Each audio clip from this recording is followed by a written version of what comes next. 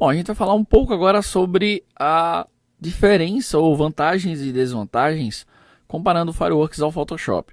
É inevitável fazer essa comparação por algumas razões. Primeiro, porque eu sou fã declarado do Fireworks, usei o Fireworks durante todo a minha existência como web designer, digamos assim, e eu comecei a usar o Photoshop depois de um tempo, principalmente, claro, depois do anúncio da Adobe, anúncio previsto, inclusive, que o Fireworks seria descontinuado.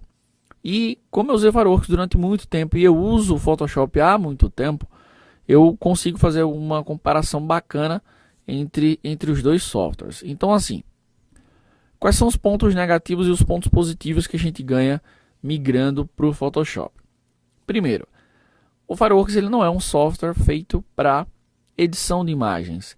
E cada dia que passa é mais necessário a gente trabalhar com a edição de imagens. Ou seja, eu estou criando um site aqui no Photoshop, sei lá, vou criar um arquivo novo aqui qualquer. E aí eu estou no meu processo de criação e no meio do processo de criação preciso editar uma imagem. O que era que eu fazia? Eu saía do Fireworks e ia para o Photoshop. Ou seja, é bem verdade que o Fireworks não me atendia 100%. Pelo menos na parte de edição de imagens, eu sempre precisava cair no Photoshop. Eu acabava precisando usar o Photoshop. Bacana. Em contrapartida, o Fireworks ele era muito mais rápido para fazer algumas coisas e muito menos descomplicado.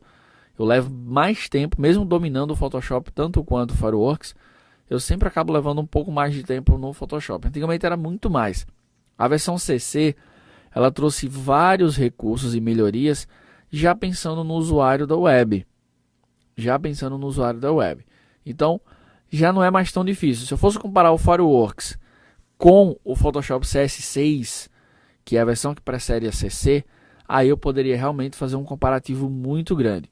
Mas as novidades do CC ainda não deixam tanto a desejar. Tem uma coisinha ou outra que era mais fácil, mas em resumo, o Fireworks deixou saudades, deixou.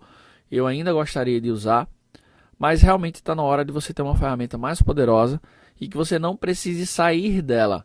Sem contar que o Photoshop é uma ferramenta mágica, não é? Ou seja, você edita para vídeo, para pós-produção, para design gráfico, para web, para uma série de áreas, o Photoshop atende, ok? Então, não se preocupe, se você é um dos apaixonados por Fireworks, assim como eu sou, você vai perceber que dá para migrar tranquilamente para o Photoshop e é exatamente isso que a gente vai fazer passo a passo ao longo do curso, ok? A gente se vê na próxima aula. Até lá!